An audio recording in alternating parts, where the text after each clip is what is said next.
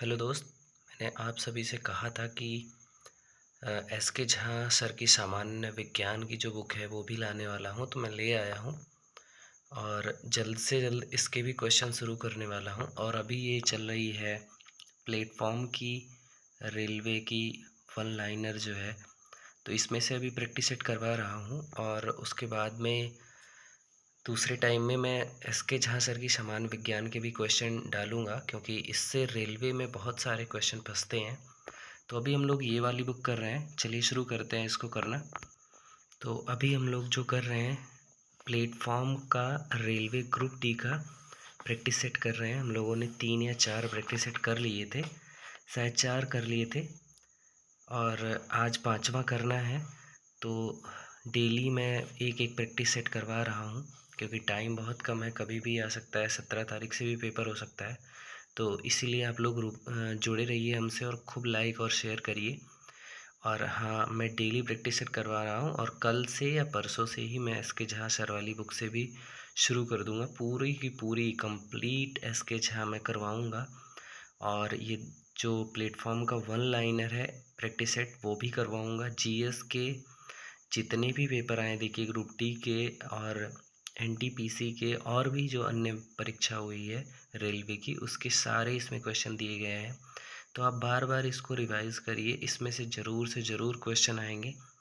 तो आज practice set number 5 है। ये रेलवे ग्रुप डी के एग्ज़ाम में आया है, आप देख सकते हैं 18/9/2018 को आया हुआ है, सेट नंबर 5 है। चलिए शुरू करते हैं हम लोग देरी न करते हुए। पहला क्वेश्चन है, सजीव वस्तुओं में लक्षणों की आनुवंशिकता के सिद्धांतों के प्रतिपादन में योगदान दिया है। तो किसने दिया है? ग्रेगर मेंडल साहब ने दिया है। अगला क्वेश्चन है, सैटेलाइट और पृथ्वी के बीच आकर्षण का गुरुत्वाकर्षण बल किस बल को तेजी प्रदान करता है? तो अभिकेंद्री बल को प्रदान करता है। मूत्र त्याग की उत्तेजना को नियंत्रित कर सकते हैं।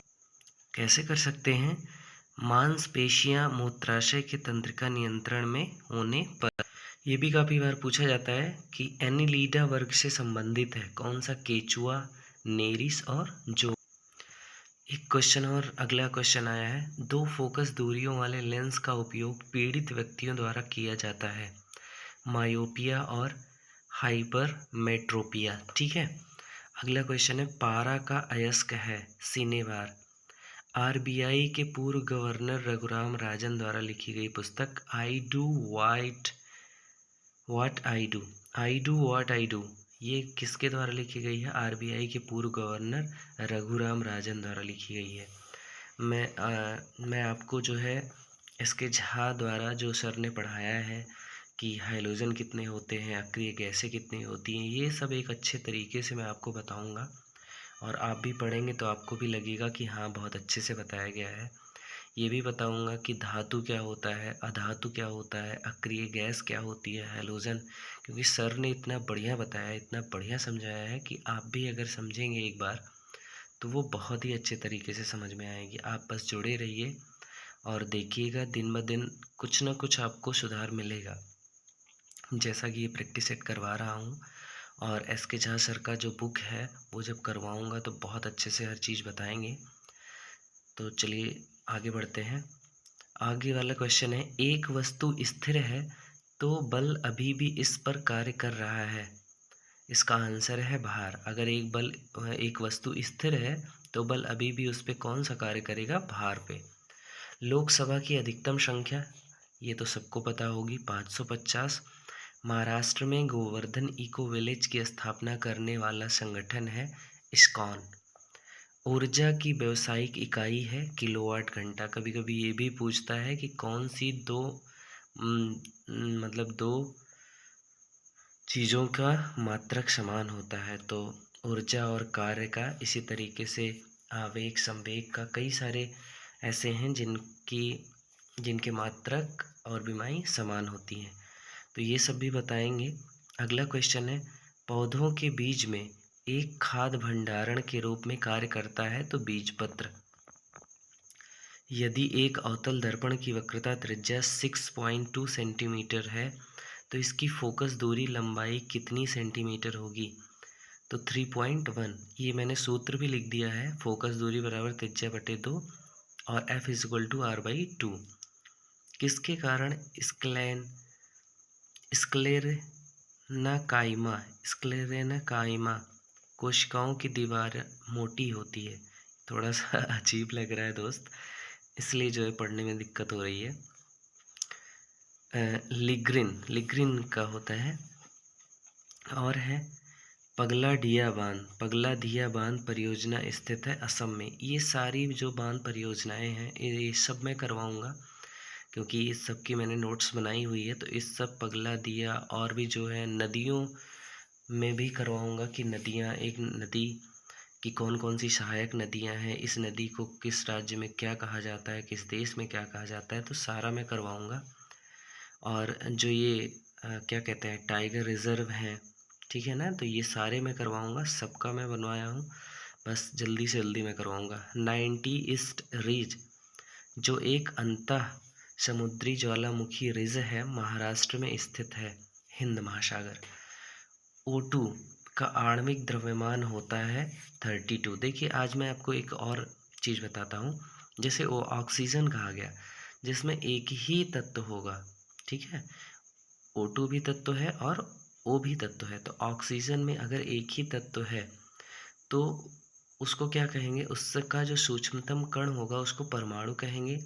और O2 ये जो है यौगिक है, इस यौगिक में इसका सूक्ष्मतम जो अणु वो होगा, तत्व होगा, उसको अणु कहेंगे, ठीक है ना।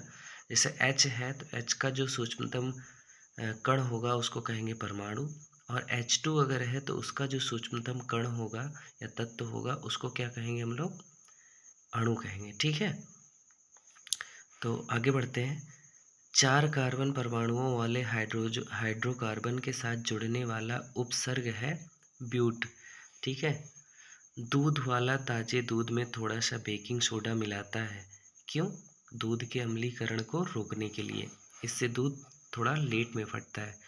आगे का क्वेश्चन है, किसी वस्तु को एक निश्चित ऊंचाई से भूमि पर गिराया जाता है, जब यह भूमि को छूती है तो इसमें होगी गतिज ऊर्जा, ठीक है। इसी तरीके से कल एक क्वेश्चन आया था जिसमें ये कहा गया था कि कोई वस्तु अगर ऊपर से गिर रही है तो उसमें कौन कौन सी ऊर्जाएं होंगी, तो गतिज और स्थितिज दोनों।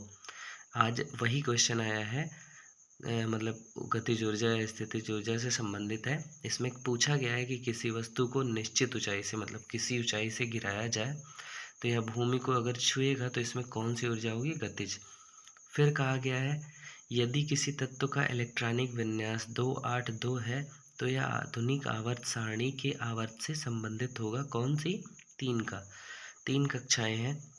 अगला क्वेश्चन है, स्वतंत्र पार्टी के संस्थापक थे तो सी राजगोपालाचारी।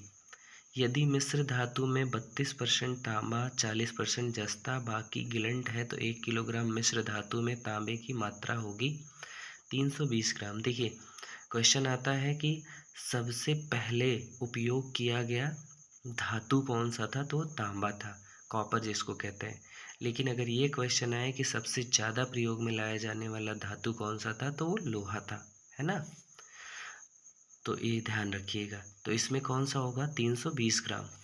अगला क्वेश्चन है, चालक तार की पीवीसी द्वारा कोटिंग करके रोका जाता है तो ये शॉर्ट सर्किट को रोका जाता है। फिर एक क्वेश्चन आता है कि स्टील को मतलब कठोर बनाने के लिए किस धातु का प्रयोग किया जाता है, तो कार्बन का, ठीक है।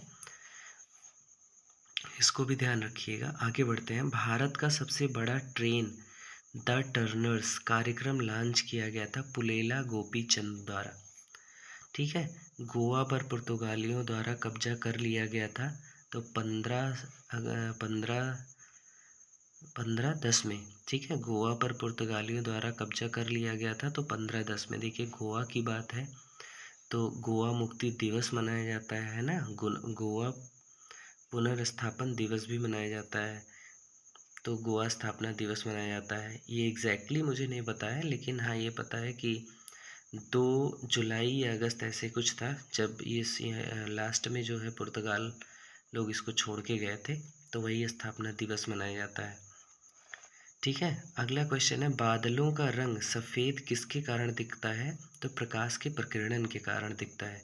ये क्वेश्चन बहुत पूछा जाता है। और एक ये क्वेश्चन पूछा जाता है कि सूर्य का जो प्रकाश है वो किस विधि द्वारा मतलब चलायमान होता है? तो नाभिकीय विखंडन द्वारा। अगला क्वेश्चन है, भारत के स्वदेश निर्मित और विकसित लंबी दूरी की सबसोनिक क्रूज मिसाइल है निर्भय। अगला क्वेश्चन है, दूसरे आवर्त से संबंधित और मजबूत श्रृंखलन गुण वाले तत्व का इलेक्ट्रॉनिक विन्यास होगा 2 और 4। 1 किलोवाट की अगर हम बात करें तो 36 के बाद 50 जूल होगा। ठीक है, 1 किलोवाट इकाई दही सैकड़ा हजार 10 लाख 10 लाख 36 लाख जूल होगा। 1 किलोवाट बराबर 36 लाख। मिलियन आवर्त होते हैं, मिलियन एम टी एम और एच एम। मिलियन आवर्त होते हैं एम टी एम और एच एम। तो ये 5वां प्रैक्टिस सेट ख़त्म हो गया। 6वां मैं कल करवाऊँगा।